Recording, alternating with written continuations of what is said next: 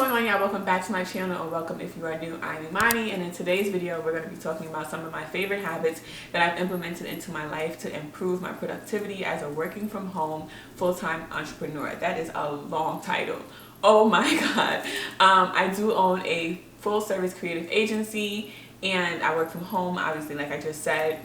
And in order to be disciplined and in order to not lose my mind, I have to have some type of habits in my life. And some of these habits I am just now introducing as of 2024. Some of them I have had implemented into my life for a while now. It is the beginning of January. It's the beginning of a new year. And you know, the start of a new year, everybody wants to implement changes and just restart. And I am no different. So if you're interested in hearing about these 10 habits that I have, keep on watching. So for starters, every year I start off the year with a word of the year or a theme of the year. And for this year, for 2024, my word of the year is intentional. So all of these habits that I have are very intentional. Starting with the first habit, which is setting a realistic routine. That could be a morning routine, a middle of the day routine, any kind of routine, a nighttime routine. Specifically for me, it's my morning routine. I try and do a nighttime routine. How many times can I say routine? I try and do one at nighttime, but that's a little bit more difficult. But I'm more intentional about my morning routine because that kicks off the day. That kind of is how your day is gonna go, right? So my morning routine starts at about 5 or 6 a.m. I wake up around, naturally I wake up around like 6 a.m. If I wanna wake up earlier, I set an alarm. Sometimes I just randomly wake up. I've been waking up early my entire life, so that's nothing new for me. In my routine, for one, I get out of bed. that's one. But my second habit is, and this is all under my morning routine, is doing yoga or some type of morning movement. But I literally just come into my living room, turn on YouTube, and turn on, I forget her channel, but there's somebody that I subscribe to, and she has all these different, she's a yoga instructor. So she, you know, does all these at-home yoga videos. And actually right now she's doing a 30-day challenge, which is helping me be consistent with my body movement for the day. After I do my yoga, I do my shower, and then the next habit I have is actually getting dressed for the day. Like I'm going to leave my apartment versus putting on like the first thing I see in my closet or like some random sweats and a big t-shirt. Or no, I'm actually getting dressed for the day, like I'm about to leave my house. Number 4, and this is still all a part of my morning routine, the fourth habit that I have is reading a book. So every morning I read at least one chapter in a book, whatever book I'm reading for the month. I set a goal for this year to read at least 12 books, so obviously one book a month. This month I am reading, and this is my second time reading it, We Should All Be Millionaires by Rachel Rogers. It's a really good book, especially if you are a woman. After I take my shower and get dressed for the day, I go ahead and read at least one chapter. It's nothing too crazy. And I'm doing all of this before I even touch my phone, before I even go on social media, all of the above. So that's my next habit, which is number 5, restricting or limiting my social media usage. So I do not go on social media before 8 a.m. and I try not to go on after 9 p.m. At least an hour before I go to sleep, I do not go on social media. Sometimes I'll just put on the TV, or depending on what book I'm reading, I may read another chapter, but I try not to go on social media an hour before I go to sleep, and I definitely do not go on social media before 8 a.m. Specifically on Instagram and TikTok, you can get lost in just scrolling, and it's a lot of nonsense on social media these days. So I just prefer not to go on these apps. And we're still doing my morning routine at this point. So the 6th habit that I have is creating, well, this is not a part of my morning routine, but I'm gonna explain it. So the next habit that I have is creating a weekly and daily to-do list. So every Sunday I go ahead and make a to-do list for the week. And then, so I do it on my iPad, and then in my actual phone in the notes app, I will go ahead and break down those tasks by day. For instance, today is Thursday. So after I went ahead, did my morning routine, did my yoga, got dressed, I may get some breakfast, who knows, whatever. But I go ahead and open my notes app, look to see what I have on task for today, what I need to do.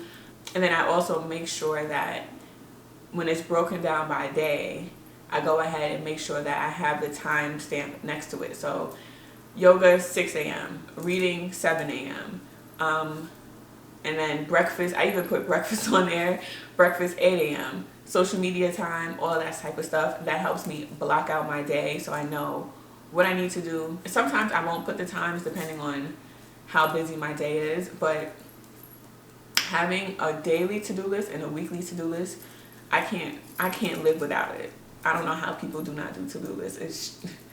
It blows my mind. And then the 7th habit that I have, which some people may not understand, but as somebody that works from home, I have to have my bedroom door closed, because looking into my bedroom and looking at my bed is going to entice me to work from bed and lay down, and I can't work from bed. There's going to be some days where I just end up doing it, but if I truly want a productive day, I cannot work from bed. I have to have my bedroom door closed. It's just something about the coziness, the vibes that's going to call me in, and I cannot afford that. So I do keep my bedroom door closed. It sounds a little crazy, but it's a mindset thing. It is very much a mindset thing. The next habit that I have is creating realistic quarterly goals. But within those goals, I've broken down like the different tactics to go ahead and achieve said goal. Before, when I would go ahead and outline my goals, I would literally just do the goals, and that was it. Like there was no intention behind it. Like, this is the goal I want to hit, and we just gonna figure it out. But now, when I go ahead and do my goals for the year or for the quarter, whatever, I list the goal, and then I go ahead and put the tactic or the action that I'm going to implement, or that I'm going to complete or going to do. And then from the quarterly goal, I go ahead and break it down monthly. So you have the quarterly goal, say for Q1, I'm going to say one of my goals. For Q1, I want to upload 4 videos a month to YouTube. And then the action is January, I'm going to upload 3 long form videos and 1 short form. And then February, I'm going to do however many short forms, however many shorts. And then March, blah, blah, blah. So making sure to have the tactic or the action behind said goal, which will help you achieve the actual goal, instead of just saying like, oh, I want to upload 4 times. Like, okay, so then what are you going to do to actually get that goal? And this is me screaming at myself, because that's how I used to do my goals. My 9th habit, which I am bringing over from previous years, is incorporating weekly or bi-weekly brain dump sessions, or whenever you need to have a brain dump sessions. For me, brain dumps are so essential as a creative, because one thing about it, I have way too many tabs open in my brain. Just way too many tabs. I'm always thinking about something. I'm always thinking about another project. I'm always thinking about this. I'm always thinking about that. But doing a brain dump helps you to clear out your mind, and it allows you to think better. It allows you to like actually really focus.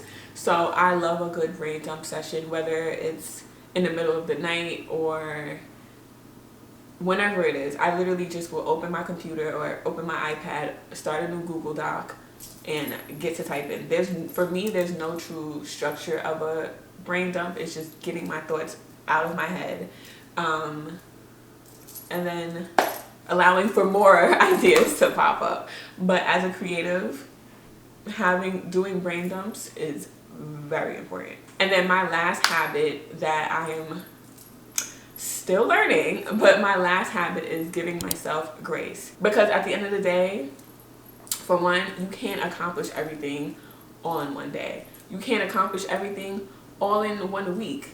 Some things are going to be pushed to the next day or to the next week, whatever. You got to give yourself grace. You genuinely cannot do everything. You just can't. It's physically impossible. You're going to get tired, you're going to get exhausted, you're going to get burnt out, which is a whole nother issue, right? So give yourself grace. For me, I give myself grace. If I don't accomplish something one day, there is literally always tomorrow. So those are my 10 habits for this year and beyond, 2024, just to help with my productivity. And like I said, I work from home, and my home is my office. So I have to make sure that I set up certain habits and certain things to keep me disciplined and not want to, just lay out on a couch or whatever. Another thing, a bonus habit that I have is, which kind of falls into like the to-do list and with the timestamps, is giving myself breaks. Like, you cannot wake up at 5 o'clock and think you're going to work all the way until 6 p.m. without being drained. I literally will have a lunch break. Even if I'm not actually eating lunch, I will take a lunch break. And that could be like me going for a walk, or me watching TV. I don't know about y'all, but looking at a screen all day, every day, for one, is not healthy. And for two, it gets very boring. So those are my habits.